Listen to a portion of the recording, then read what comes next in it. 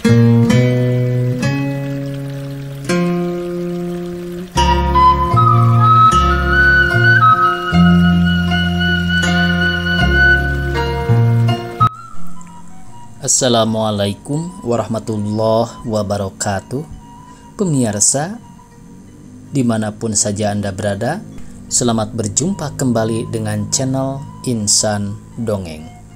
Pada malam ini, saya Bang Elgi akan melanjutkan roman klasik Karena Mentua bagian 19.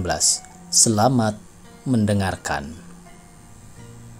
Tua muda orang bukan pada rambut tampaknya, Kakak Amin, melainkan pada cahaya muka, dan muka kakak sungguh bertambah muda, tentu karena badan senang.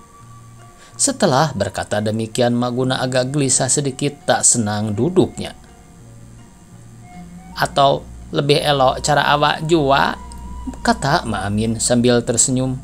Mari kita duduk ke tengah rumah di atas lapik dan makan sirih. Dengan kemalu-maluan, Mak Guna bangkit dari kedudukannya serta memandang ke dinding langkan yang penuh dengan gambaran yang indah-indah.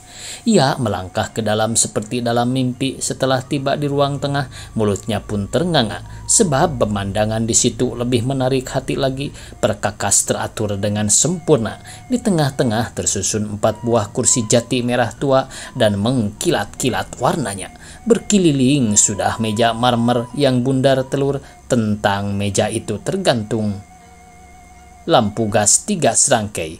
Di lantai terhampar permadani yang luas, tebal dan berbunga-bunga. Di tepi dinding ada bangku yang beralas permadani buatan Kashmir yang halus dan berbantal beledu bersulamkan benang emas 2 buah. Di sebelah kanan kelihatan bilik, dan dari celah kain pintu itu daripada beledu bersulam, kelihatan di dalam bilik itu sebuah tempat tidur besi yang berkelambu sutra. Tirai dan kain jendela pun daripada kain yang indah-indah belaka. Pada keempat muka dinding bergantungan pelbagai macam gambaran dan potret. Mak Guna tercengang, heran dan takjub dalam ia berhal sedemikian. Mak Amin yang selalu memperhatikan dia dengan sudut matanya berkata pula dengan senyumnya, "Di sini kita duduk di atas bangku ini, Guna, makan sirih." Lalu diambilnya sebuah tempat sirih daripada perak yang berkilat-kilat dari atas meja itu, dan ia pun duduk di atas bangku itu. Tidak elok di bawah ini kita duduk, kata Mak Guna, seraya bersimpuh baik-baik di atas permadani dekat kaki kursi. Mak Amin duduk pula di hadapannya seraya menyorongkan tempat sirih itu kepadanya. Tadi sangka-sangka sedikit jua kita akan bertemu di sini, Guna. Kebetulan tadi aku sedang teringat akan kampung. Bagaimana gerangan kampung halaman kita sekarang? Rindu hati ndak pulang? Kampung tak berubah-ubah seperti dahulu juga. Ya, tentu ada pertukaran penduduknya. Ada yang mati dan ada pula yang lahir ke dunia, jawab Mak Guna serta melayangkan mata juga berkeliling. Bagaimana penghidupan orang? Seperti biasa, Kak, bersawah, berladang. Lihat contohnya aku ini. Mak Guna memperlihatkan tangannya, sudah kisut, sudah hitam bersangai dalam panas garang. Sudah berapa lamanya kau di sini? Sudah lama, barangkali sudah 6 bulan lebih. Sudah lama jua, tetapi mengapa tak bertemu-temu kita selama ini? Dengan siapa engkau tinggal? Dengan lakimu? Bukan, jawab Mak Guna dengan tersenyum pilu.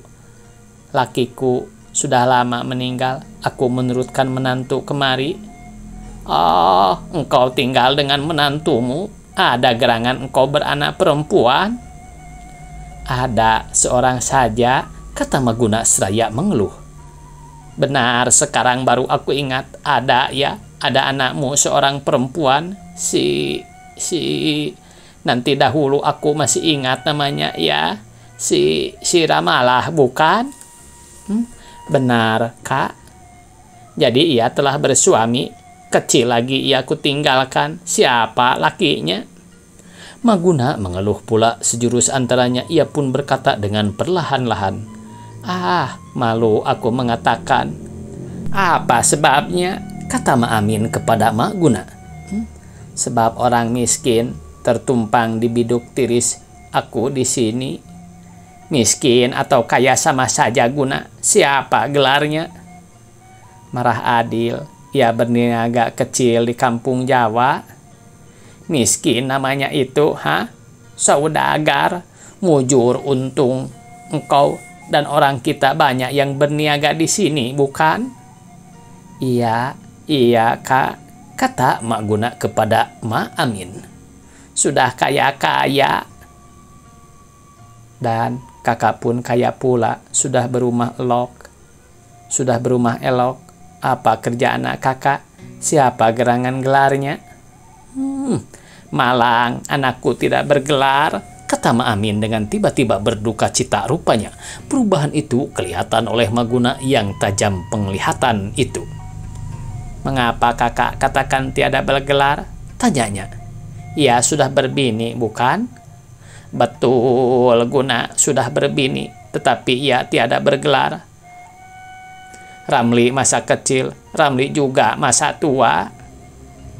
Mengapa begitu? Tanya Maguna dengan heran. Sebab gelar itu hanya perlu bagi mentua di kampung. Dan anakku, si Ramli, kawin di rantau orang dengan orang dari tanah Jawa. Oh, orang Jawa, sahut Maguna. Orang Periangan, engkau tahu, si Ramli bersekolah di Jakarta dahulu. Aku turutkan dia ke sana. Dan setelah tamat sekolahnya, ia bekerja di Bandung. Rupanya ada jodoh di sana, lalu ia kawin dengan orang sana. Oh, kata Maguna pula.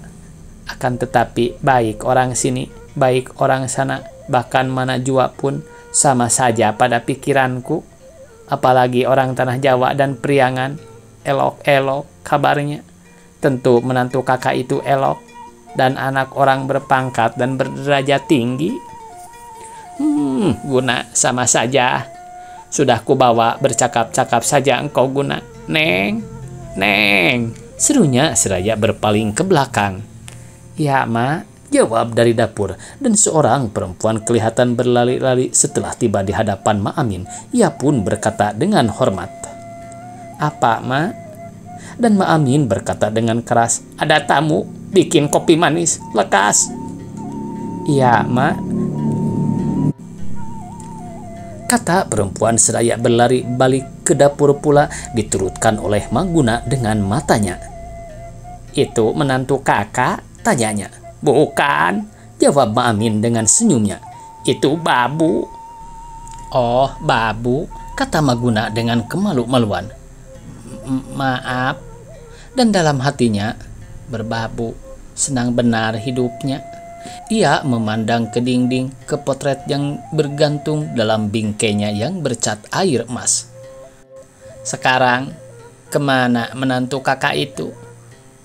Berjalan-jalan dengan si Ramli, katanya pergi ke rumah temannya. Apa kerja Ramli, Kak? Komis, Pos. Oh, komis, sahut Maguna kepada Mak Amin. Setelah minum kopi dan makan kue yang dihidangkan oleh Babu itu, Maguna pun bermohon diri. Mengapa secepat itu benar? Belum lepas teragak hatiku lagi. Akan tetapi, serta dilihatnya Maguna berdiri, ia pun berbangkit pula dari kedudukannya, sambil menurutkan pandangan perempuan itu. Oh ya, pandangmu tenar benar kepada gambar itu. Lalu diambilnya sebuah gambar dari dinding. Ini potret anak dan menantuku. Potret itu pun dionyokkannya ke tangan Maguna itu. Bagus benar potret ini, kata perempuan itu seraya melihat baik-baik. Bersanding berdua, seorang bulan, seorang matahari. Dan ini sebuah lagi, ini gambar si Ramli sendiri. Boleh kau bawa pulang, ambillah. Benar, sahut Maguna. Syukur. Tetapi, kata Maguna dengan bimbang. Ya, ambillah. Banyak lagi potretnya yang lain. Tak apa, tanda anak pada kita tidak berubah. Potret itu diambil oleh Maguna lalu disimpannya di dalam bungkusannya dan gambar yang bersanding dua tadi digantungkannya kembali pada tempatnya. Setelah melihat-lihat rumah itu segenapnya, dari bilik terus ke dapur, Maguna memberi salam akan berangkat. Di tangga Maamin berkata dengan riang, Senang benar hatiku bertemu dengan engkau, Guna.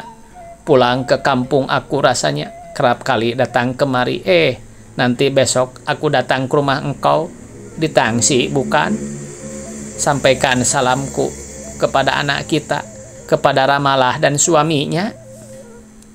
Di tengah jalan, pikiran Maguna terhadap ke rumah Maamin juga kepada kesenangan dan bahagianya. Beranak, berpangkat, kaya, dan berumah elok.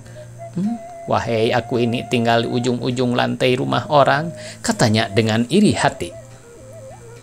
Tetapi salah anakku juga kalau ia mau tempo hari menurut nasihatku. Tentu ia sudah senang pula, lebih dari itu, berlaki kaya.